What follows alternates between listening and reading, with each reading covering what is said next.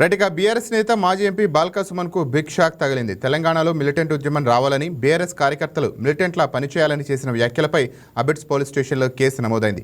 మంగళవారం జరిగిన ఓ ప్రెస్ మీట్లో బాల్కా సుమన్ మాట్లాడుతూ ఈ వివాదాస్పద వ్యాఖ్యలు చేశారు. దీనిపై హైదరాబాద్ కాంగ్రెస్ నేతలు పోలీసులకు ఫిర్యాదు చేయడంతో అతనిపై కేసు నమోదు చేసినట్టు తెలుస్తోంది. బాల్కా సుమన్ ఒక ఎమ్మెల్యేగా పనిచేసినోడు, ఒక ఎంపీగా పనిచేసినోడు నిన్న వాళ్ళ కార్మిక నాయకులను ఉద్దేశించి మాట్లాడుకుంటా మీరు ఇట్లా సోషల్ మీడియాలో పనిచేస్తే తగదు, మిలిటెంట్స్ లాగా పనిచేయాలి, సింగరేణి భవన్ తలగబెట్టాలి, జిఎం ఆఫీస్ తలగబెట్టాలి, పట్టాలను వలగొట్టాలి, ఒక వీధి రౌడీలాగా ప్రజలను రెచ్చగొడుతూ వాళ్ళ నాయకులను రెచ్చగొట్టే విధంగా మాట్లాడిండు.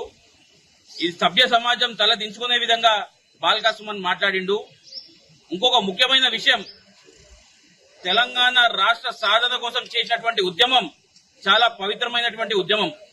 మరి అటువంటి ఉద్యమంలో కూడా ఇప్పుడు ఏ విధంగా అయితే మాట్లాడిండో ఇదే విధంగా ఉద్యమాన్ని అడ్డు పెట్టుకొని అప్పుడు ఉన్నటువంటి మరి కంపెనీలను గాని ఇతర వ్యవస్థలను గాని బ్లాక్ మెయిల్ చేసి ధ్వంసం చేస్తామని చెప్పేసి వాళ్ళ డబ్బులను లూటీ చేసి అంచెలంచెలుగా ఎదిగిన వ్యక్తి బాల్కా సుమన్. ఈ బాల్కా సుమన్ ను ఇటువంటి పనులను చేయడానికి ప్రేరేపించిన వ్యక్తి కేటీఆర్.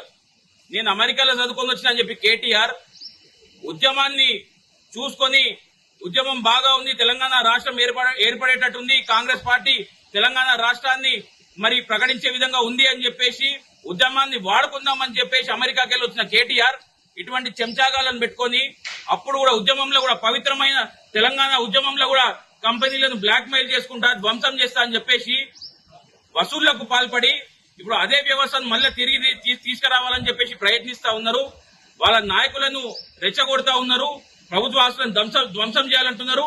మరొక ముఖ్యమైన విషయం మీరు గమనించినట్టయితే మరి డబ్బులు ఎడికెళ్ళి వస్తాయని చెప్పి వాళ్ళ నాయకులు ప్రశ్నిస్తే మీరు కాలబెట్టి చూడుర్రి డబ్బులు తండోపతండాలుగా అవే వస్తాయని చెప్పేసి చెప్తుండ్రు.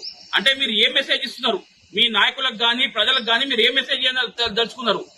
నేను ఈ రోజు పోలీస్ డిపార్ట్మెంట్ కి కూడా మేము ఈ రోజు హైదరాబాద్ డిస్ట్రిక్ట్ కాంగ్రెస్ కమిటీ తరఫున అఫీషియల్ గా కంప్లైంట్ ఇచ్చినాము.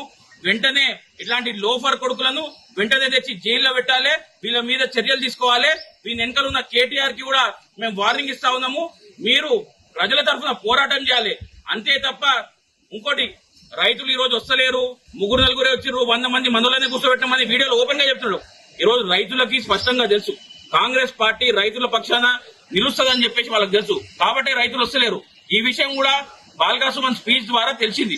మరి రైతులు వస్తలేనప్పుడు నువ్వు బలవంతంగా వాళ్ళని తీసుకొచ్చి కూర్చోబెట్టి ధర్నాలు చెప్పాలంటే నీ ఉద్దేశం ఏందని చెప్పేసి బాల్కా సుమన్ ని ప్రశ్నిస్తున్నా. బాల్కా సుమన్ వెనుక ఉన్న కేటీఆర్ ని ప్రశ్నిస్తా ఉన్నా. ఇప్పుడన్నా మారండి, ప్రజా సమస్యల మీద పోరాడండి, కన్స్ట్రక్టివ్ క్రిటిసిజం చేయండి, అంతే తప్ప నోటికి వచ్చినట్టు మాట్లాడుకుంటా ప్రజలను రెచ్చగొడతా అంటే మీకు తప్పకుండా కాంగ్రెస్ పార్టీ